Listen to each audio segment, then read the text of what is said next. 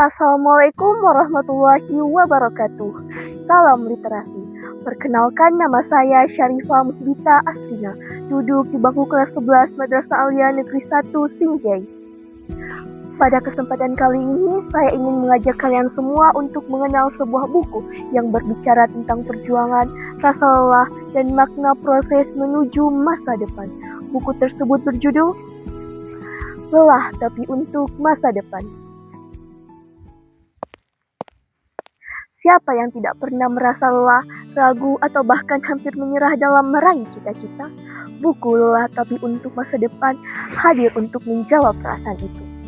Buku ini ditulis oleh Adits dengan nama pena Denyut Detik dan diterbitkan oleh Gagas Media pada tahun 2023, berjumlah 154 halaman dan dikategorikan sebagai buku pengembangan diri.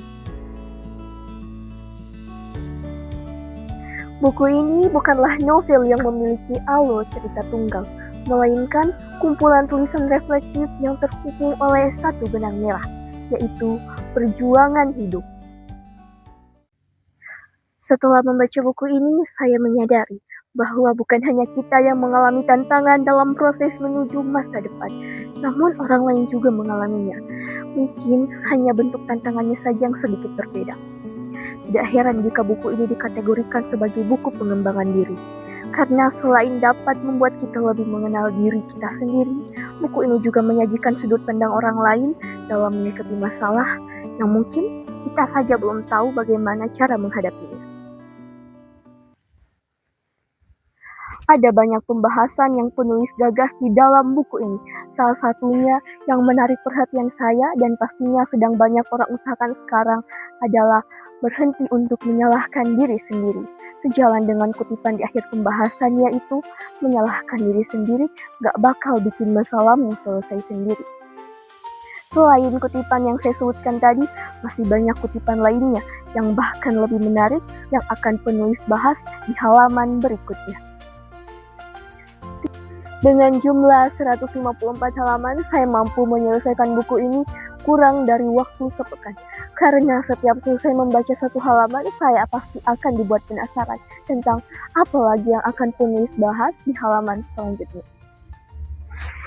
Keunggulan yang bisa saya rasakan dari buku ini ialah dari segi bahasanya yang sederhana dan komunikatif, serta topik yang dibahas adalah topik yang dekat dengan kehidupan sehari-hari para pembaca.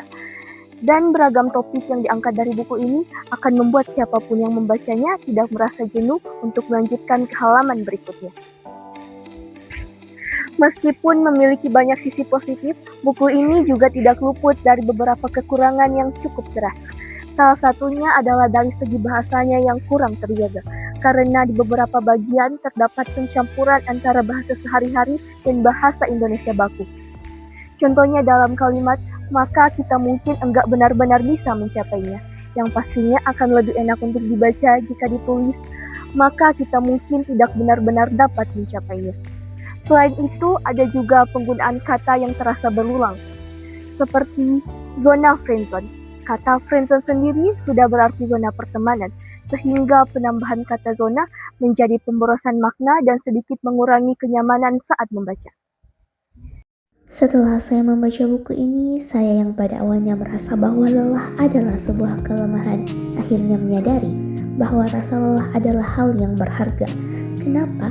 Karena orang yang merasa lelah sudah pasti adalah orang yang sedang berusaha.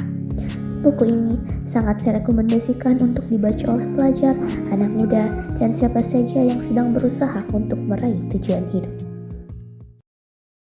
Saya nilai buku ini 4,5/5. Pembahasan dan pesannya sangat baik, meski bahasanya bisa lebih disempurnakan. Secara keseluruhan, buku ini luar biasa dan patut dihargai. Sekian dari resensi buku yang dapat saya sampaikan. Ingat, setiap halaman adalah pembelajaran. Sampai bertemu di resensi selanjutnya. Wassalamualaikum warahmatullahi wabarakatuh.